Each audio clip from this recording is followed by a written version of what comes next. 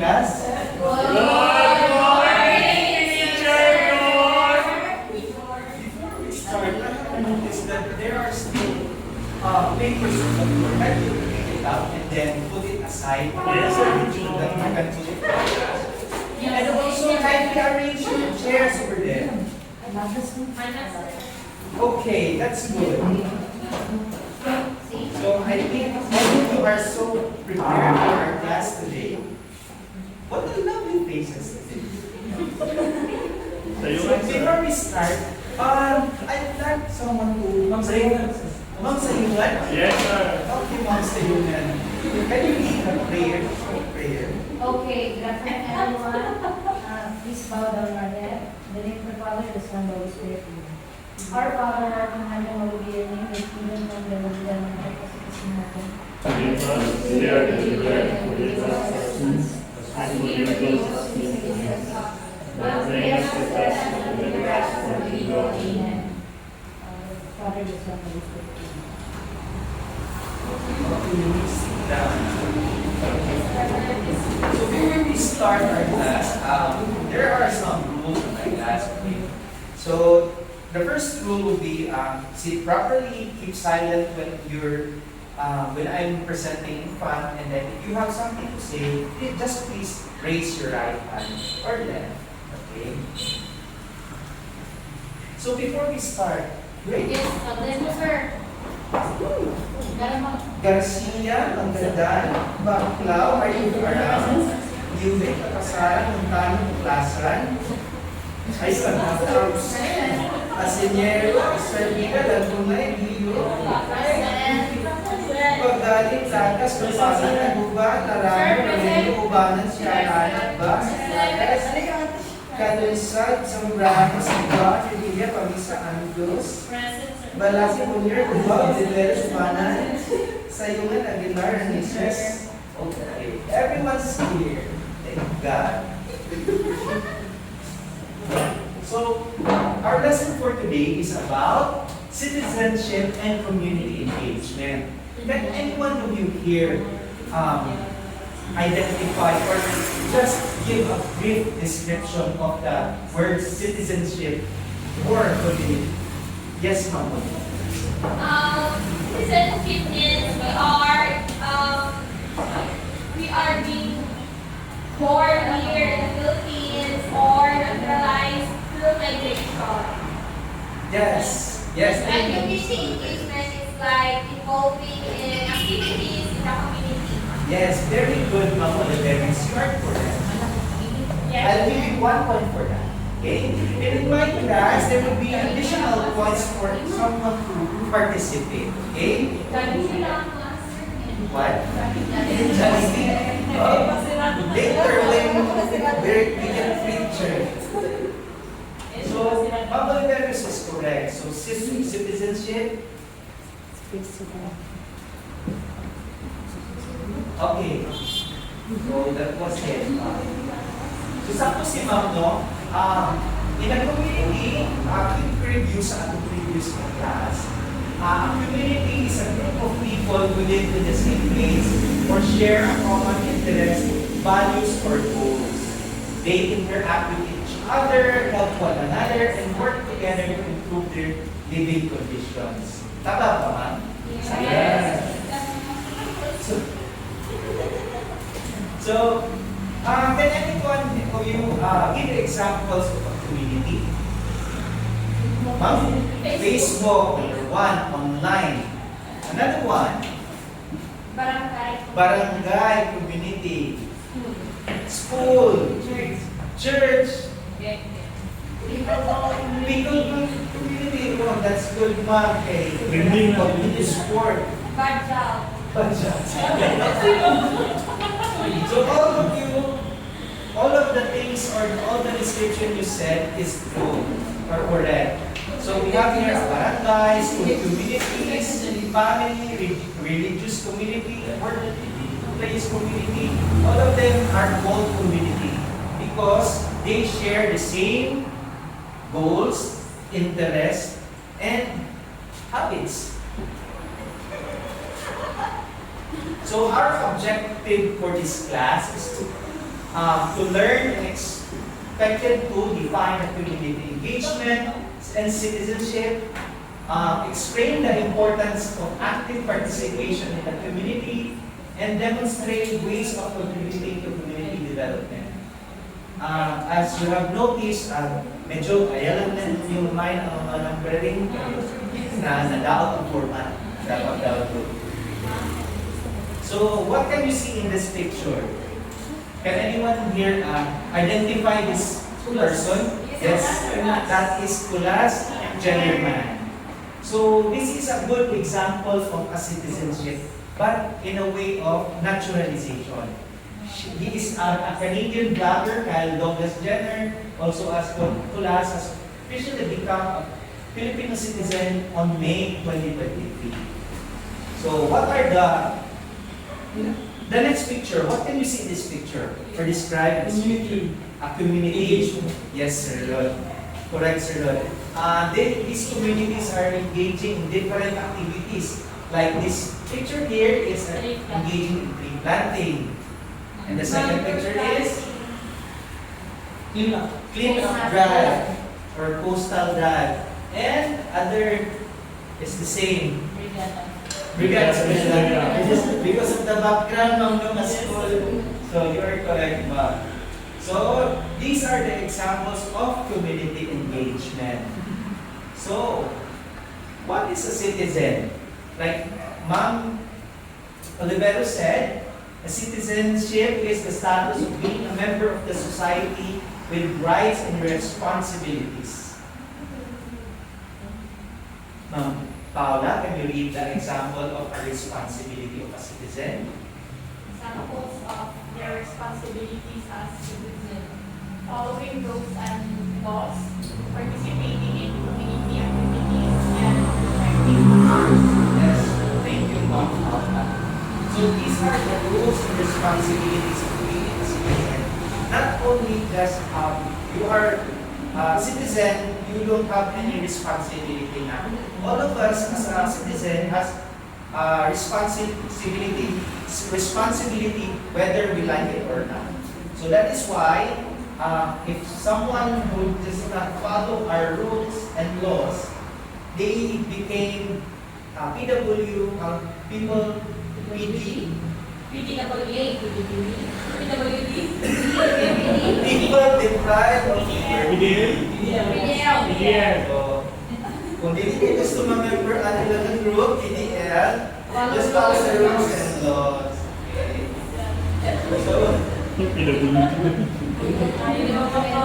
So, the next one is the role of citizen are expected to, example, contribute to community development, participate in decision making, and help solve community problems.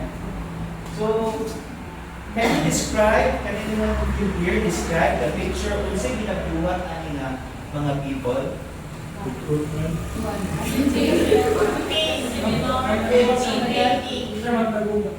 Yes, ma'am. Consultation. Yes. Nag-meeting sila, sir? Yes, sakto. Yes, correct, ma'am. They are gathering and conducting a meeting, and this example is Nag-problema sila po. yes, ma'am. They can talk about problems and solutions and other things that will improve their community or neighbor. So this example is contributing to community development. So what is community engagement? What is community engagement? Community engagement is an active participation in activities that improve the community. Sir, can you read the examples? Examples: clean up drives, tree planting, and volunteer work. Yes. Thank you, sir. One of the three, those three that is stated here, sir, are the community engagement, clean up drive, tree planting, and volunteer work. So another The importance of community engagement. Ma'am, can you read, ma'am, the three important Community, solve community problems, build responsibilities. Yes, ma'am. Thank you for that, ma'am. These are the things na important for the goals or the effect. Why important community engagement and all, promote civility, solve community problems, and build responsibility or responsible citizenship. So, identify community issues. What can you see? Chelsea. Chismis. Maritisan. Chismis.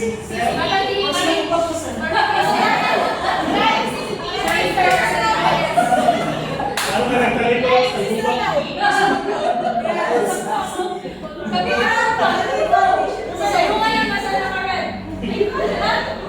This is an example of gathering information. Community engagement in public place.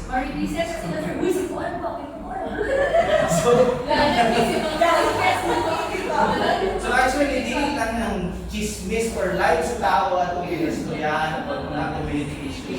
But also a much bigger problem na gina-encounter na to. Like number one is improper waste disposal. Canada sa plan, improper waste disposal. So, Kayo mo.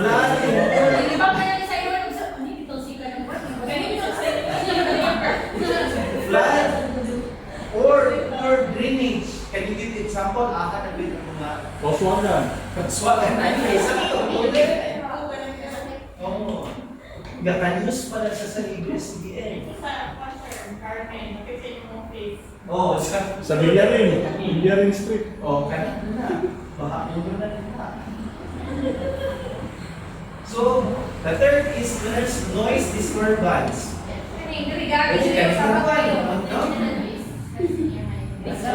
So pa ba?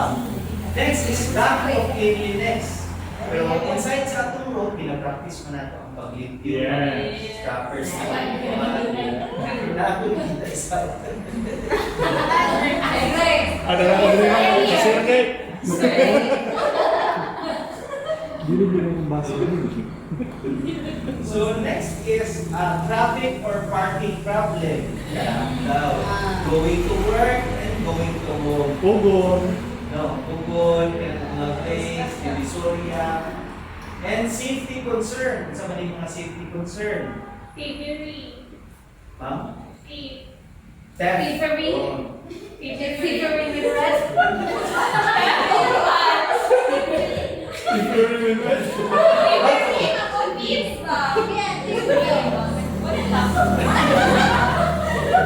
Bribery.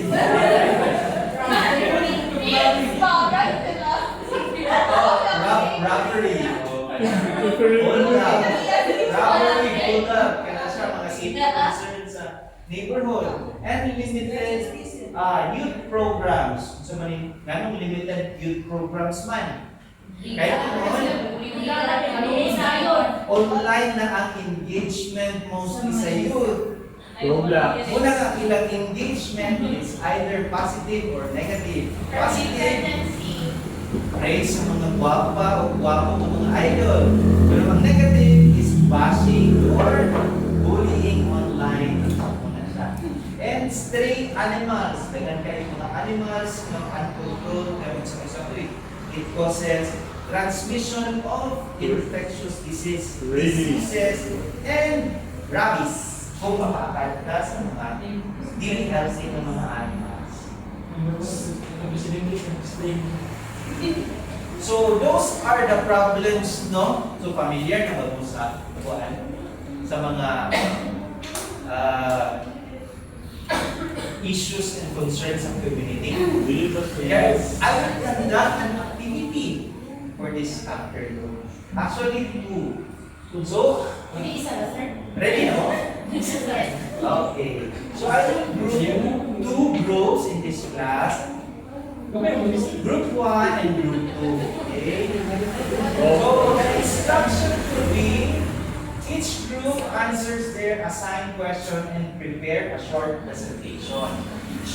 So we have here different scenarios na ang inyong i-answer. Yung lang, pili ang isa. Hindi lang isa ka problem. Yes, magpili lang ang isa ka problem. So that, number one, stating ang problem na inyong napili. Then, explain the process and present your proposed solution na ibuhaton ng community and share one example of how students can help. Okay, start. Go, Brad. Go, Make Brad. 4 minutes Go. starts now. Our valid. Is it okay, group 2, that group 1 would present first? Yes, sir. And group 1, take the floor. So, our problem will be about scarcity of resources and limited resources. Scarcity of resources. And proposed solutions would be what we will offer combinations, such. And how students can since students mostly use social media, so dissemination of information.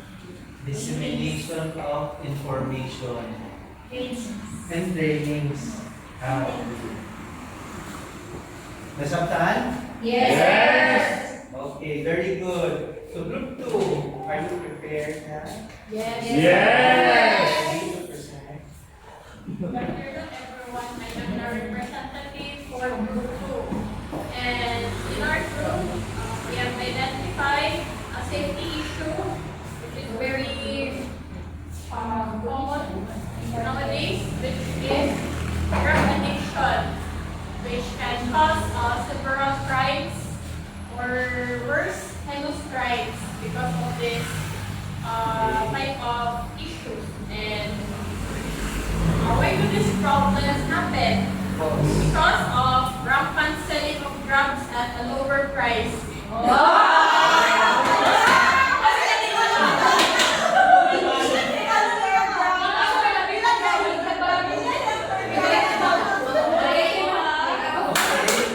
And aside from that, because people wanted easy money and also influence from peers. And how can citizens help maintain, how can this issue be eradicated? Maybe through education, like maybe the community should conduct like gatherings about the danger of engaging in drugs or engaging in selling drugs. And another long-term solution, maybe if there are people who engage in this type of activities, is maybe put them in rehabilitation so that they will be transformed into more productive community members. Yes. Yes, that's all. Thank you, Ma'am. Thank you for your insights about a situation and a solution to the issues in our local community. Let's stop ourselves.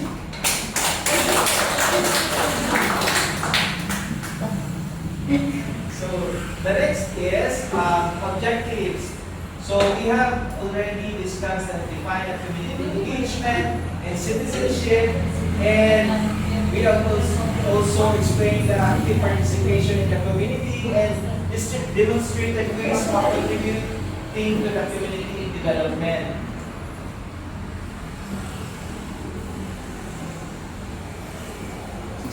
Suryani. So I have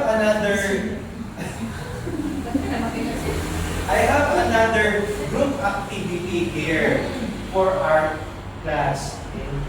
Ready na ba mo? Yes. You want extra points? Yes, Andy. Okay. I have two different two identical na the same. I have the same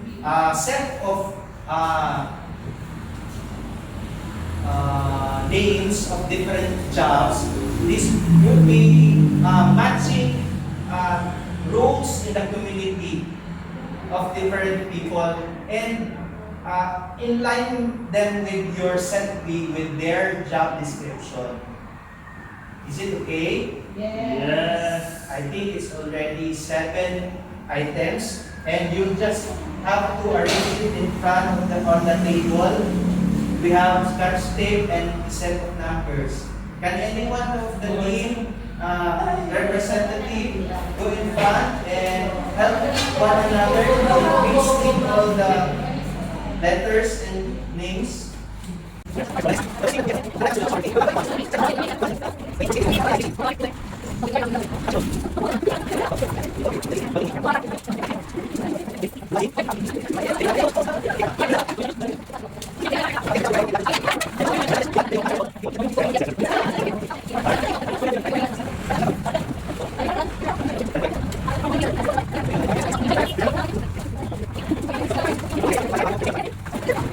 have here the Philippine National Police. They are the one assigned to enforce law and response to crimes. And for the barangay captain, they are the one that leads the barangay and implements programs.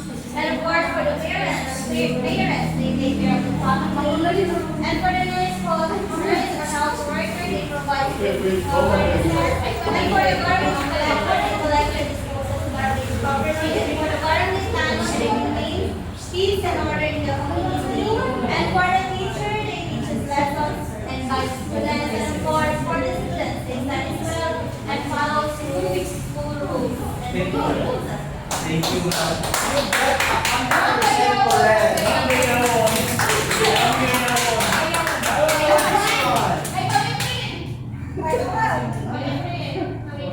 Ma'am, na-stick niya, ma'am. Na-stick, ma'am, na-stick ni parang buto.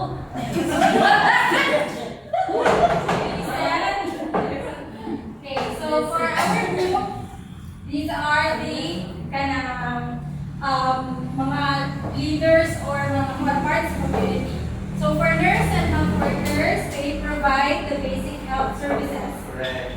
For garbage collector, they are the one who collects and disposes garbage properly. For the parents, they are the ones who take care of the family. True. The Philippine National Police enforces laws and responds to crimes. Yes. Student studies well and follows school rules. Yes. The barangay tanod maintains peace and order in the community. Yes. The teacher, for example, Sir Bjorn, teaches lessons and guides the student. Yes. The barangay captain, last but not least, leads the barangay and implements programs.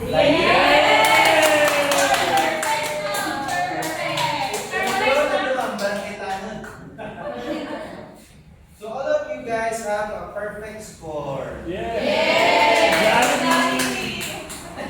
So for our assessment, I'll have to give you a short quiz.